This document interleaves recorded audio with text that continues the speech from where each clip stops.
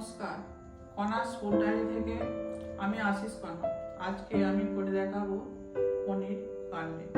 তার জন্য লাগছে 150 গ্রাম মতো পনির, দুটো বড় সাইজের সেদ্ধ করে রাখা আলু, 1 কাপের মতো গ্রেট করে রাখা সেদ্ধ করে নেওয়া ফুলকপি, একটা গাজর মাপিয়ে নেওয়া গ্রেট করে রাখা, 1 টেবিল চামচের মতো আদা গ্রেট করে রাখা, 1 চামচের মতো আমচুর, কিছুটা কর্নফ্লাওয়ার, চিনি সামান্য, আর 1 চামচের মতো ধনে পাতা কুচানো, আর দুটো কাঁচা লঙ্কা কুচানো।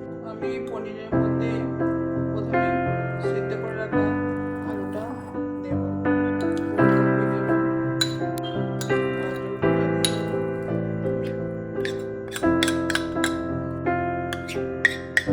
আমচুর পাউডার, চিনি, ধনে পাতা কুচি, লঙ্কা কুচি, আর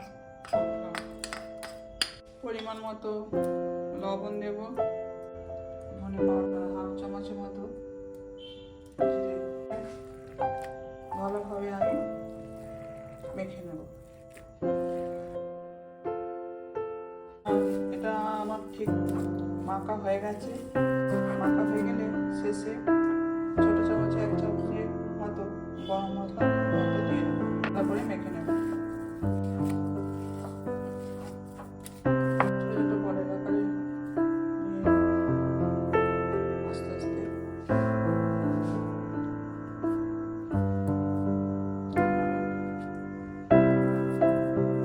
কর্নফ্লাওয়ার নিয়েছি আর কিছুটা ব্রেড ক্রাম্ব নিয়েছি। এই কাটলেটগুলোকে গোল করে ভেজে নেব। তুলে নেব জল দিয়ে।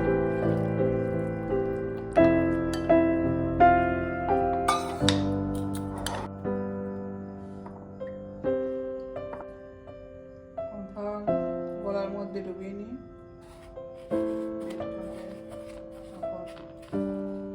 ভালোভাবে বেসনটা মাখিয়ে নেব, তারপর তুলে ঢেকে দেবো একটা একটা করে।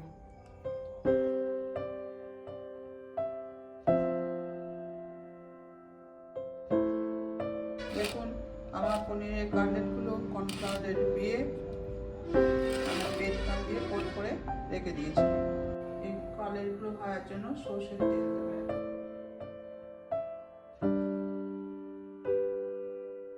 দেখুন তেলটা